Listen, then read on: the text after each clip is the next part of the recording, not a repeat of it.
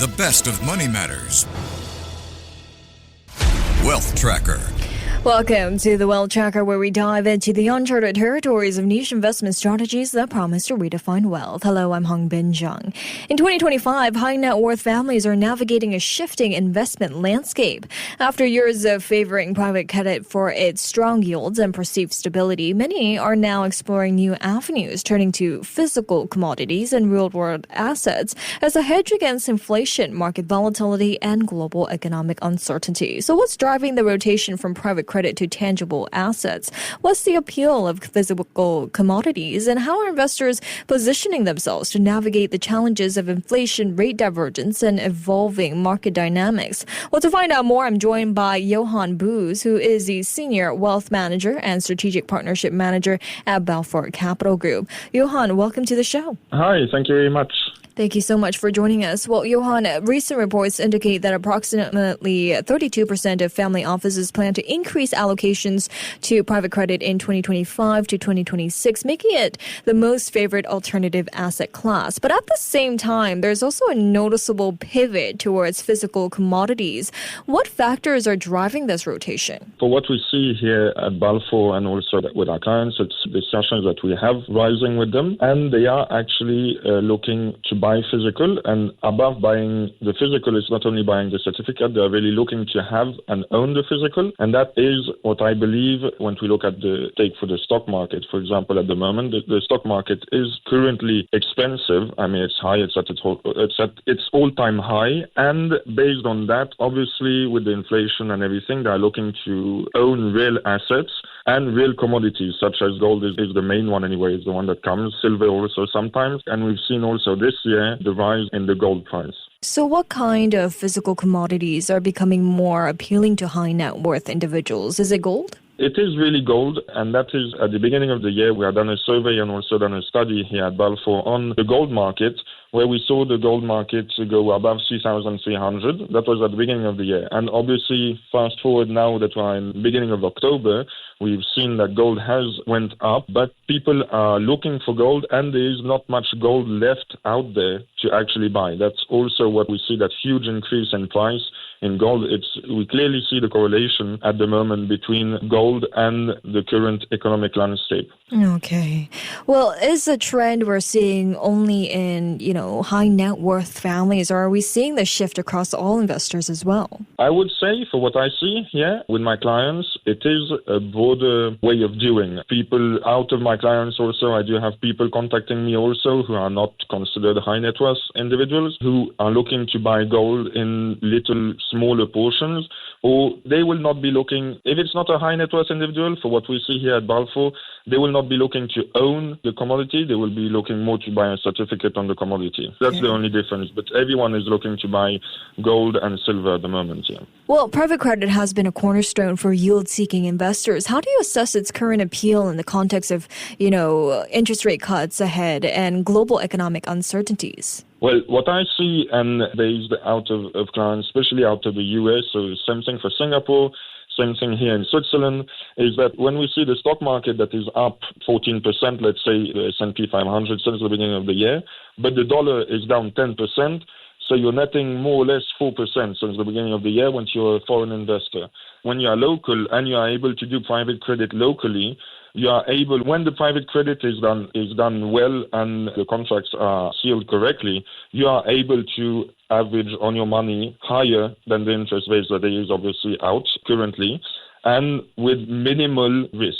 There is much more risk in private equity than you have in private debt or credit, based on the fact that you would be paid first. And your interest rate is also higher. And that is what people are looking for today, is obviously having a higher return on their money. And that is, in the context that we are today, private credit is a good play, because often you know who you are lending to, and often it's done also locally. So to have the hand on what's happening. Well, physical assets like gold, energy, and agriculture are gaining traction as well. What makes these tangible assets attractive to, high net worth families in today's market? Well, it's clearly, as they've always been, it's really a store of value. Anyone who owns gold since ever, or even since the beginning of the year, or even buying it today, the discussion will be the same in 10 years or in 20 years. The store of value, that's the big difference between the monetary value of the currencies and of physical assets, is that the physical assets tend to always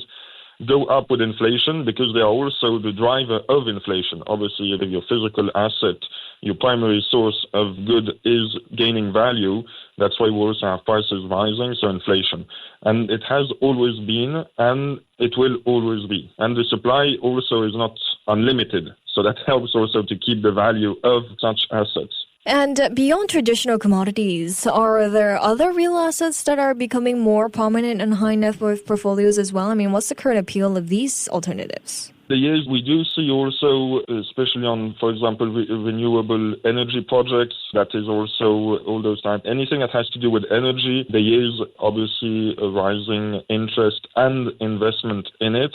We see it also with the rise of electric vehicles and stuff like that. So that is also one other real asset, we can say it like that.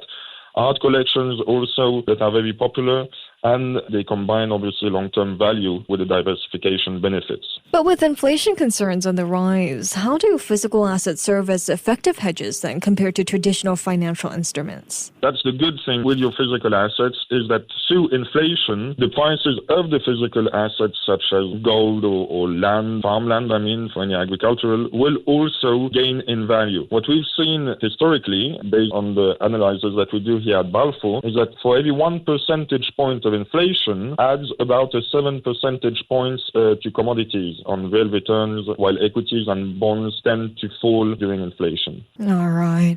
Well, then how do physical commodities contribute to portfolio diversification and risk mitigation, especially in volatile markets? The beauty of physical commodities is that first they are uncorrelated to the financial markets. We can see some type of correlations, but they tend to be not correlated, and they will always have an intrinsic value. What does that mean? It means that once you own gold, maybe you buy gold today at 3,800 an ounce.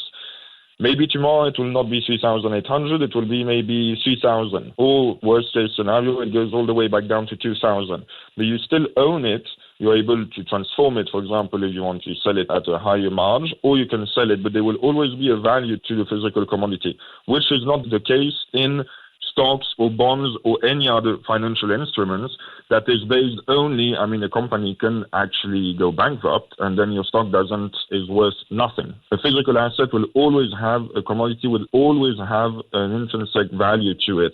So we'll always be able to sell it or exchange it against another good or anything like that. And that has been, and it improves resilience also through these situations that we see, stress periods and inflation periods also. Well then, private credit funds often have limited liquidity with some restricting withdrawals to every few months. How do these liquidity constraints affect high net worth investors' confidence in private credit? That is a good point. The liquidity factor has been, especially during COVID times, the liquidity aspect of any investment has really been put up on the table when businesses needed their money, and often a high net worth individual is often a business owner or owns different stuff. That's why anyway, the liquidity factor of a portfolio is always important, and that's why private credit will only be part of a diversification.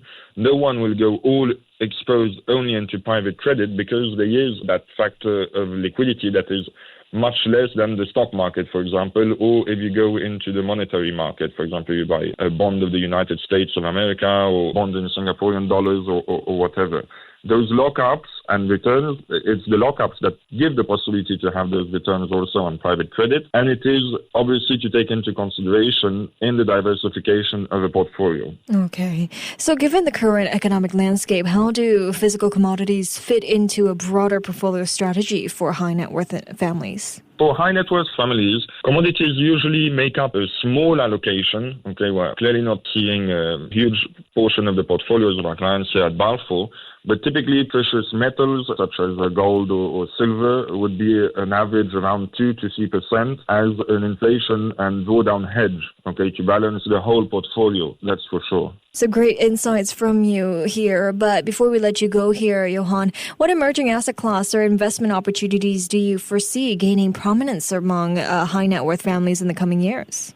Well, there is always the factor of sustainable investments. So all the transition that we're going through, the energy transition, green energy, infrastructure linked to green energy. Technology also is really up at the moment with all the AI, and all that AI needs also a lot of data centers. That's where we see investors also pulling their money into. And that is really, really the opportunities that we have today here in the markets and what is driving the market, pulling the money into it. All right. Some great insights from you there. Thank you so much, Johan, for joining me today. Thank you very much. Thank you. That was Johan Bu, Senior Wealth Manager and Strategic Partnership Manager at Balfour Capital Group. This has been The Wealth Tracker with me, Hongbin Jeong.